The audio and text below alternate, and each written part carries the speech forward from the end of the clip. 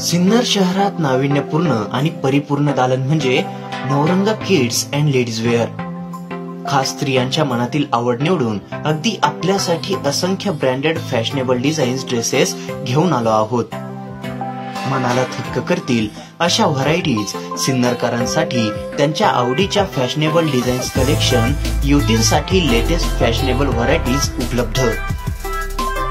स्त्रियांसाठी या चैतन्यदायी उत्सवाच्या काळात मनसोक्त निवडीचे स्वातंत्र्य. शहरात कुठेही मिळणार नाही असे ड्रेसेस फक्त नवरंग लेडीज वेअर मध्ये. आमचा पत्ता नवरंग कलेक्शन, गणेशपेठ, सिन्नर. सध्या सिन्नर नगर परिषद प्रशासनाकडून शहरवासियांना आवश्यक असलेल्या मूलभूत नागरी सुविधा पुरवण्यात असमर्थता दाखवत असल्याचे कारण पुढे करत विरोधी गटातील नगरसेवकांनी आपापल्या प्रभागात स्वखर्चाने नागरिकांच्या मूलभूत गरजांकडे लक्ष देण्याचे काम सुरू असून नुकतेच नगरसेवक संतोष शिंदे व नगरसेविका शीतल कानडी यांनी डेंग्यू मलेरिया या आजाराचा वाढता प्रादुर्भाव लक्षात घेता प्रभागात वाढलेले गवत काढून घेण्याचे काम हाती घेतले.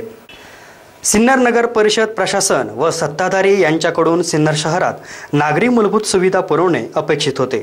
मात्र गेल्या काही दिवसांपासून प्रशासन कुठल्याही कामाकडे लक्ष देत नसल्याचा आरोप विरोधी पक्षातील नगरसेवकांनी करत आपल्या प्रभागातील जनतेच्या अडीअडचणी जाणून त्यांनी स्वखर्चाने त्या अडचणी दूर करण्याचा प्रयत्न सुरू केलाय. त्यात सर्वात महत्त्वाचे म्हणजे प्रभागातील नागरिकांच्या आरोग्याच्या प्रश्नाकडे विरोधी गटातील मोजक्याच नगरसेवकांनी लक्ष घातल्याचे दिसत असून उपनगराध्यक्ष बाळासाहेब उगले यांनी स्वखर्चाने प्रभागात धुराळणी व फवारणी केल्यानंतर आता नगरसेवक संतोष शिंदे व नगरसेविका शीतल कानडी यांनी प्रभागातील नागरिकांच्या समस्या जाणून घेत परिसरातील वाढलेले गवत जे विविध आजारांना आमंत्रण देण्याचे कारण ठरत आहे असे गवत स्वखर्चाने काढून घेण्याचे काम हाती घेतले आहे. यावेळी येथील नागरिकांनी सिन्नर नगर परिषदेच्या वतीने या सर्व सोयी उपलब्ध करणे अपेक्षित असताना केवळ राजकारण डोळ्यासमोर ठेवून कदाचित विरोधी गटातील नगरसेवकांच्या कामांना प्राधान्य देत नसल्याचा आरोप करण्यात आला. त्यामुळे सध्या सत्ताधारी नगरसेवक देखील आपल्या प्रभागातील कामे स्वखर्चाने करून आपल्या मतदारांना खुश ठेवण्याचे काम करीत असल्याचे देखील सांगण्यात आले. त्यामुळे सिन्नरमधील असंख्य नागरिक हे सिन्नर नगर परिषदेच्या कामकाजावर नाराज असल्याचे दिसत आहे. SN न्यूजसाठी अक्षय गायकवाड. आता सिन्नर नगरपालिकेतले बरेचसे नगरसेवक स्वतः काम करत आहे, स्वखर्चाने म्हणा, त्यांच्या यथाशक्तीने म्हणा. आरोग्य सभापती बाळू उगले यांनी 3-4 दिवसापूर्वी स्वखर्चाने फॉगचा फवारा मारला. सत्ताधारी नगरसेवकांनी एक बातमी पाहिली, स्वखर्चाने खड्डे बुजवले. इकडे संतोष शिंदे इकडचे नगरसेवक स्वखर्चाने हॅलोजन लाईट, जाळलेलं लाईट रिपेअर करताय, साफसफाई करताय. असे बरेचसे नगरसेवक असे करताना बघितलं. मला असा प्रश्न पडतो एक नागरिक म्हणून, नगरपालिकेत सगळी यंत्रणा आहे, पैसे आहे, नगरपालिका व्यवस्थित आहे, मग हे सगळे नगरसेवक असा का करताय? स्वखर्चा किंवा आम्ही करतो असं का करताय? याच्यात आरोग्य, पाणी पुरवठा, स्वच्छता, त्याच्यानंतर स्ट्रीट लाईट, ह्या सगळ्या गोष्टीला प्रथम प्रायोरिटी दिली पाहिजे. सीओनी म्हणा, सत्ताधारी अध्यक्षांनी म्हणा.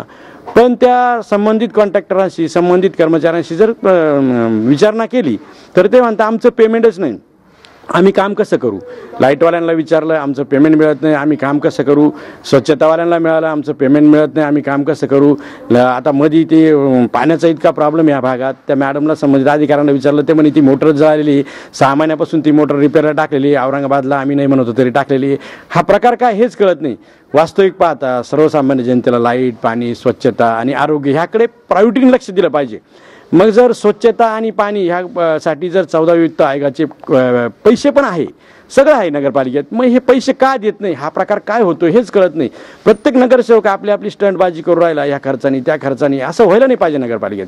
नगरपालिकेत जर सगळं सुविधा उपलब्ध आहे, गाड्या आहे, सगळं अवेलेबल असताना ही परिस्थिती नगरपालिकेवर काय येते हे कुठेतरी शोधलं पाहिजे. प्रत्येक कॉन्ट्रॅक्टर, प्रत्येक कर्मचारी, प्रत्येक लोक म्हणतात आम्हाला पैसे देत नाही, आम्ही त्यामुळे आमचं काम होत नाही. मग या सणासुदीच्या दिवसात किंवा ह्या डेंग्यूच्या साथीत किंवा ह्या कोरोनाच्या साथीत आरोग्याचा विषय, पाण्याविषयी हे लक्ष द्यायचं कुणी? हे सर्व याचा सगळा अभ्यास करून आणि मी माननीय नगराध्यक्षांना हे आवाहन करतो की तुम्ही स्वतः लक्ष घाला.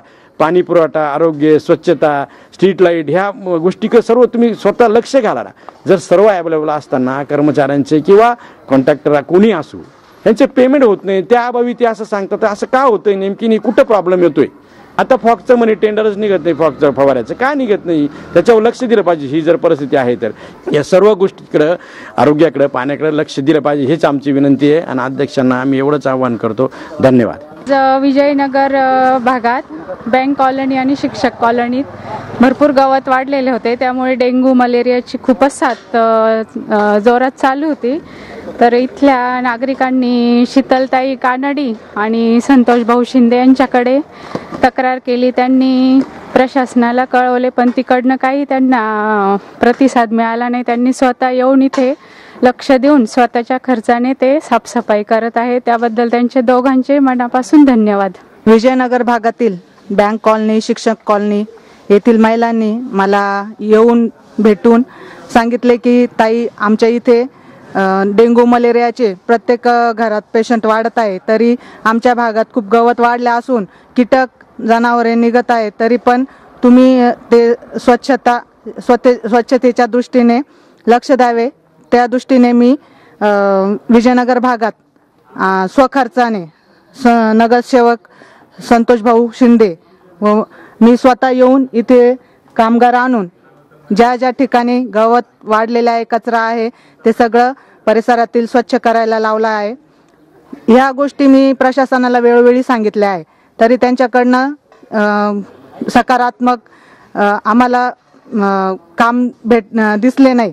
त्या पद्धतीने आम्हीच आमच्या पद्धतीने काम करण्याचे ठरवले व आज येथील परिसर स्वच्छ करण्यात येत आहे.